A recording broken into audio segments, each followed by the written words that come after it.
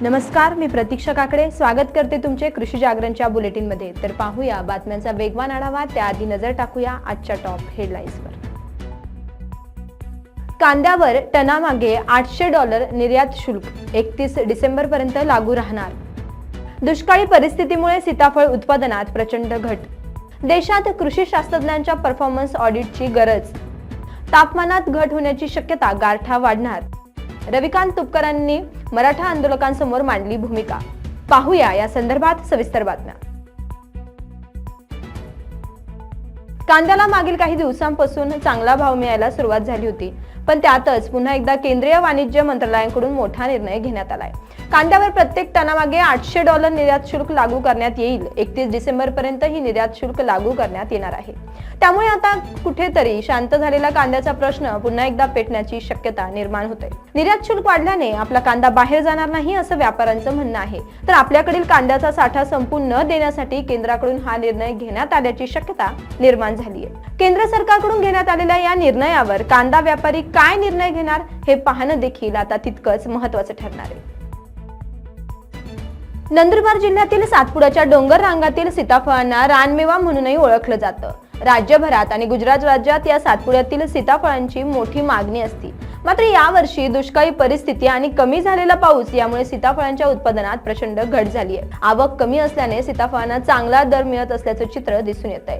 सातपुड्याच्या दुर्गम भागात सीताफळ उत्पादन करणाऱ्या शेतकऱ्यांना चांगला दर मिळत असला तरी देखील उत्पादन कमी असल्यानं शेतकऱ्यांवर कुठेतरी थोडी वाईटच परिस्थिती आलेली आहे।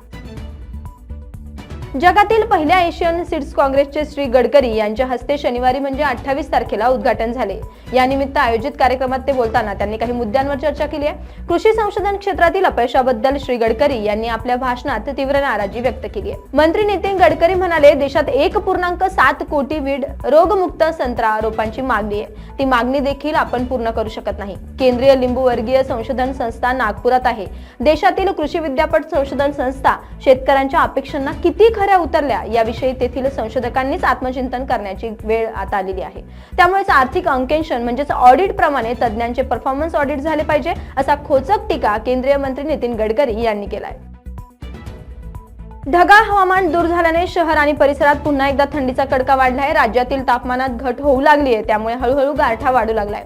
सकाळी वातावरणात गारवा जाणवतोय, तर दुपारच्या प्रमाणात तापमानात कुठेतरी घट झाली आहे। दुपारी उन्हाचे तीव्र चटके अजूनही शेतकऱ्यांना लागतात। राज्यात कमाल तापमानात घट होऊ लागली आहे। मध्य महाराष्ट्र, मराठवाडा, विदर्भात किमान तापमान घसरू लागल्याने गारठा आता वाढू लागलाय।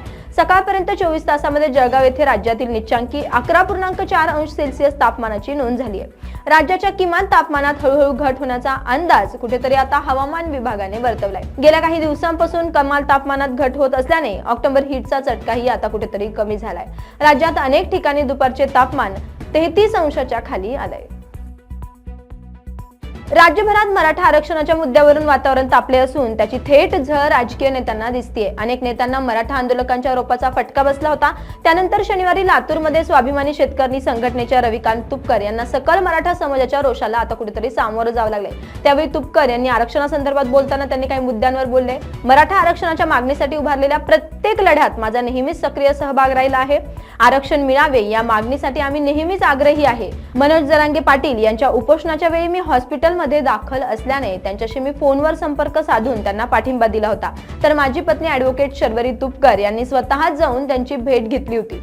त्यानंतर पुढे ते बोलले, मराठा आरक्षणासोबत शेतमालाला रास्त भाव मिळावा ही मागणी सुद्धा मराठा आरक्षणासोबतच तितकीच महत्त्वाची आहे। कारण बहुतांश मराठा समाज हा आजही शेतीवर अवलंबून आहे। शेतीचे शोषण झाले म्हणूनच मराठा समाजाचा आर्थिक स्तर खाली गेलाय। त्यामुळे मराठा आरक्षणासोबतच सोयाबीन, कापसाला भाव मिळणे तितकेच आवश्यक आहे। त्यासाठी माझा विदर्भ आणि मराठवाड्याचा दौरा सुरू आहे। त्या अनुषंगाने आज लातूर जिल्ह्याचा दौरा होता, परंतु काही मराठा आंदोलकांनी यावेळी घोषणाबाजी करण्याचा प्रयत्न केला आणि त्यांच्या भावनांचा आदर मी करतो। मी मराठा आरक्षणाच्या आंदोलनात मी पूर्वीपासूनच अग्रभागी आहे, त्याबाबत कोणताही गैरसमज करून घेण्याची आवश्यकता नाही, ट्विटच्या माध्यमातून म्हणाले। तर पाहूया काय म्हणाले ते त्यांच्या शब्दात। छत्रपती शिवाजी महाराजांच्या विचारांना आपण सगळे चालतो आहोत। मी पुन्हा तुम्हाला सांगतो, शेती करणारा समाज हा बहुतांशी मराठा समाज आहे। मराठा आरक्षणाचा प्रश्न हा आपल्यासाठी प्रमुख आहे। त्याच्यानंतरचा प्रश्न काय असेल तर सोयाबीन कापसाचा प्रश्न आहे। तुम्हाला चूक वाटेल, बरोबर वाटेल, मला माहित नाही, पण तो आहे। अस्मितेचा प्रश्न आहे। आजच्या घडीला आम्ही मराठा आरक्षणाच्या बरोबर सुरुवातीपासून आहोत आणि शेवटपर्यंत राहू. मी पुन्हा सांगतो, मराठा आरक्षणासाठी आपल्याला शहीद व्हायची वेळ आली तरी चालेल. जाईल माझ्या शेकडो पोलीस मी याच्यातलाच आहे.